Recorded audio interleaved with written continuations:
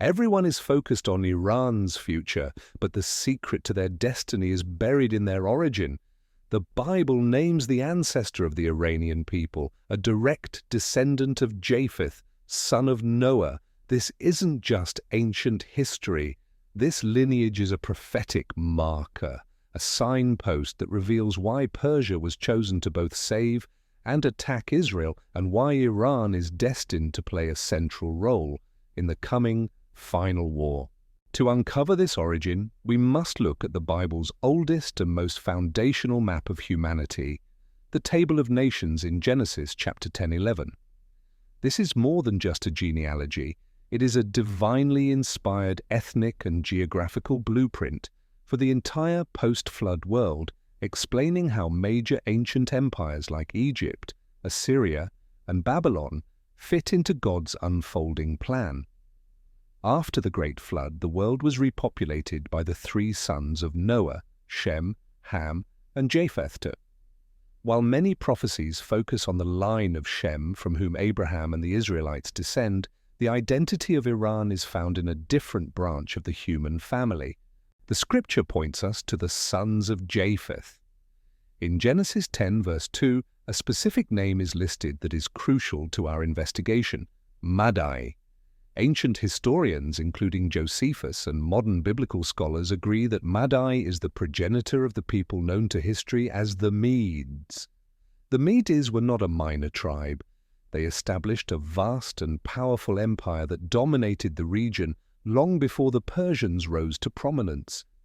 From their capital at Ecbatana, they played a key role in one of the most significant events of the ancient world: the downfall of the brutal Assyrian Empire.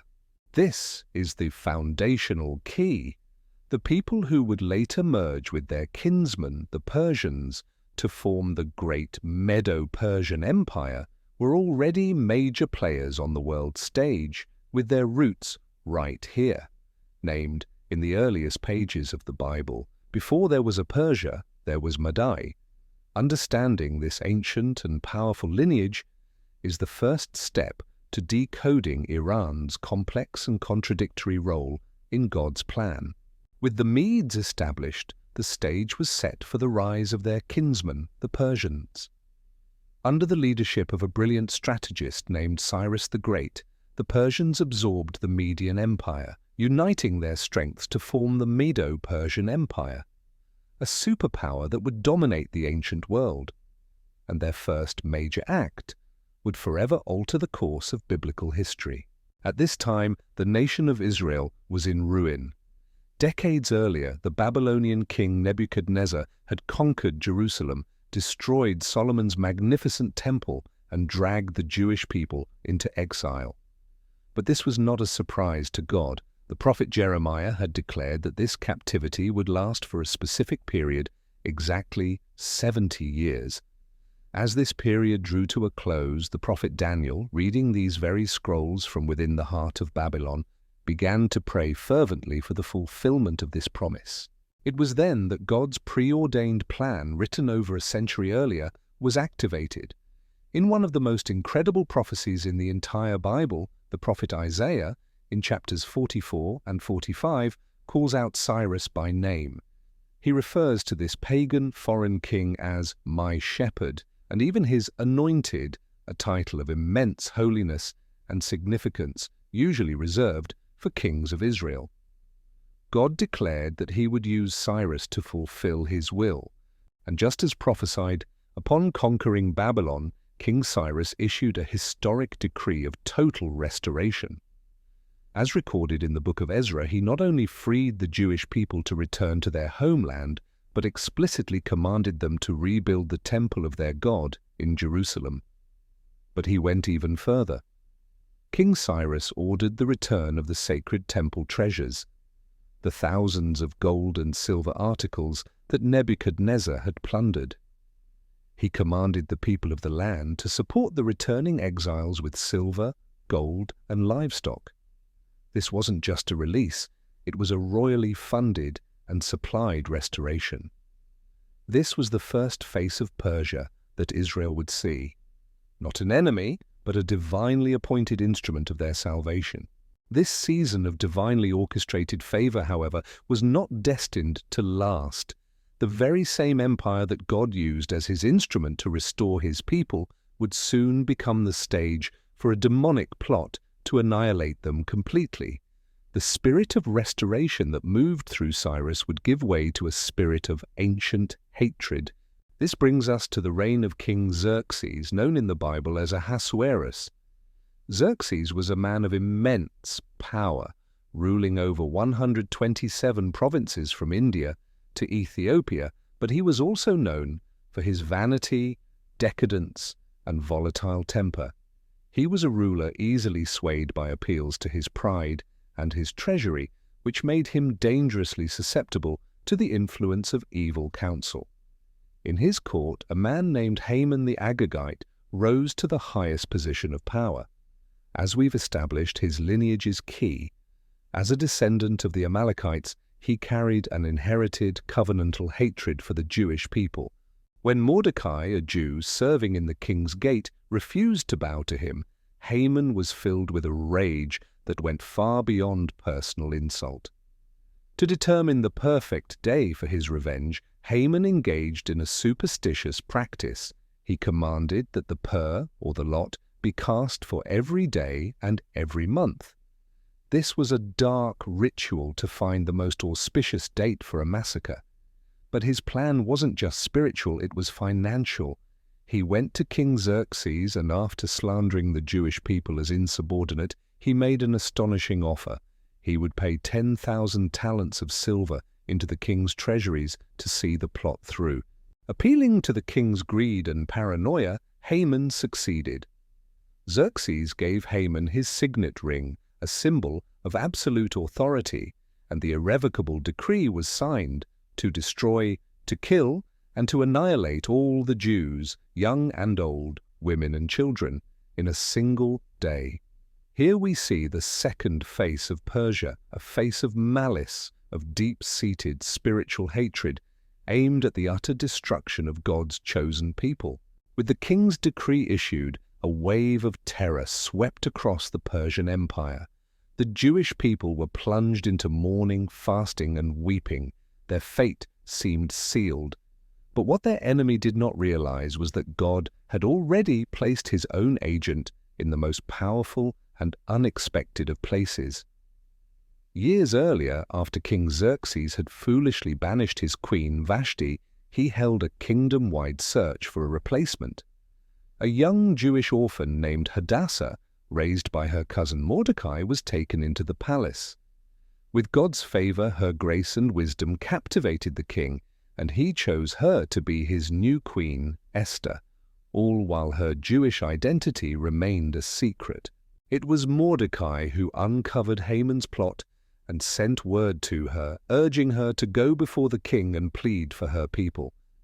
Esther's position was perilous. According to the law of the Medes and Persians, no one could approach the king uninvited. To do so was a capital offense, punishable by immediate death unless he chose to extend his golden scepter. Furthermore, the decree to annihilate the Jews had been signed with the king's own ring, making it irrevocable. It could not be cancelled, not even by the king himself. The task seemed impossible. Faced with this terrifying reality, she hesitated. It was then that Mordecai sent her one of the most powerful messages in all of Scripture, recorded in Esther chapter 4. Do not think that because you are in the king's house, you alone of all the Jews will escape. For if you remain silent at this time, relief and deliverance for the Jews will arise from another place. And who knows but that you have come to your royal position for such a time as this?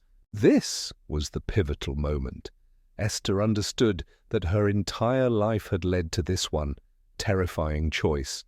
She resolved to risk everything, sending word back to Mordecai to gather all the Jews and fast for her for 3 days. When this is done, she declared, I will go to the king, even though it is against the law, and if I perish, I perish. After 3 days of fasting, Esther put on her royal robes and entered the king's inner court. The moment was thick with tension. Her life hung in the balance, but God was with her. When the king saw her, she found favor in his sight, and he extended the golden scepter. Spared, but acting with incredible wisdom, she did not immediately reveal her request. Instead, she invited King Xerxes and Haman to a private banquet. Haman left that banquet filled with arrogant pride, but his joy turned to rage when he once again saw Mordecai at the king's gate, refusing to bow. He went home and, spurred on by his wife, he built a gallows 75 feet high with the specific intention of asking the king the very next morning to have Mordecai hanged upon it. His pride had reached its peak just before its spectacular fall. That very night, a divine intervention occurred. The king could not sleep. He commanded that the royal chronicles, the official records of his kingdom, be read to him. And in what can only be described as God's perfect timing, the attendant read the account of how Mordecai had previously uncovered an assassination plot, saving the king's life, and yet had never been honored for it. The next morning, in a moment of stunning divine irony, Haman was forced to publicly honor the very man he planned to destroy. The final act took place at a second banquet where Esther revealed her identity and exposed Haman's treacherous plot. The king was enraged. As he stood in the garden, one of his attendants pointed out the gallows Haman had prepared for Mordecai. In a stunning reversal of fortune, the king commanded, "Hang him on it!" And so the enemy of the Jews was destroyed by the very instrument he had built for their righteous leader. But the danger was not over. The original decree to annihilate the Jews was still in effect, and, by Persian law, was irrevocable. So Esther and Mordecai pleaded with the king again. The king, unable to rescind the first order, gave Mordecai his signet ring and the authority to write a new counter-decree. This new law, sent to all 127 provinces, gave the Jewish people the explicit right to assemble, to arm themselves, and to defend their lives against any who would try to harm them on the appointed day. On that day, instead of being a day of sorrow, it became a day of victory. The Jews defended themselves and were victorious over their enemies. The day Haman had chosen for their death became a day of deliverance and celebration. To commemorate this incredible reversal, the festival of Purim was established, named after the pur, or the lots, that Haman had cast, forever turning his dark ritual into a symbol of God's faithfulness. So we are left with two ancient Persias, two completely opposite destinies woven into the story of Israel. One, a nation used by God for a miraculous restoration. The other, a nation used by a spirit of hate for a genocidal plot. This is the great contradiction, and it reveals a profound truth about the world. Nations themselves are battlegrounds, and the spirit that influences a nation's leaders determines its destiny.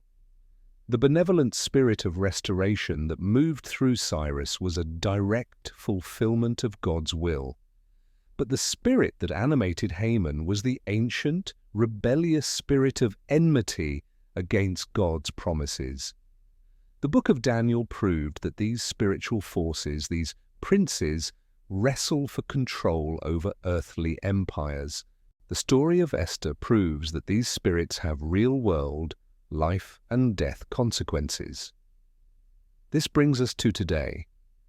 When we look at modern Iran, we must ask, which spirit is in control?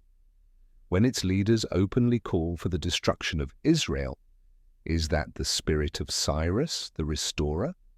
Or is it the spirit of Haman, the annihilator? The answer is clear. The rhetoric is the same, the hatred is the same, and the target is the same. This is why the prophecy of Ezekiel 38 is so terrifyingly relevant. It is the final act in this ancient drama. Scripture itself tells us that the ultimate manifestation of Persia's national spirit will not be one of restoration, but of invasion. The same nation that once funded the rebuilding of God's temple is prophesied to join a coalition to destroy God's people. The story of Iran in the Bible is both a history and a prophecy, a stark warning that a nation's destiny is forged by the spirit it chooses to serve. Therefore, the question is not if history will repeat itself. The question is, do you now have the eyes to see the pattern? While nations move their pieces on the board, the wise understand the board itself was designed by a divine hand. You are not watching random chaos unfold. You are watching a script written before time began. And every headline you read from this day forward has already been accounted for. This briefing is now complete, but the investigation never ends. To ensure you receive all future declassifications, be sure to subscribe and activate the notification bell. Like this video to signal its importance, and share it with others who are ready to look beyond the headlines. Leave your own intel in the comments below. There is much more to declassify.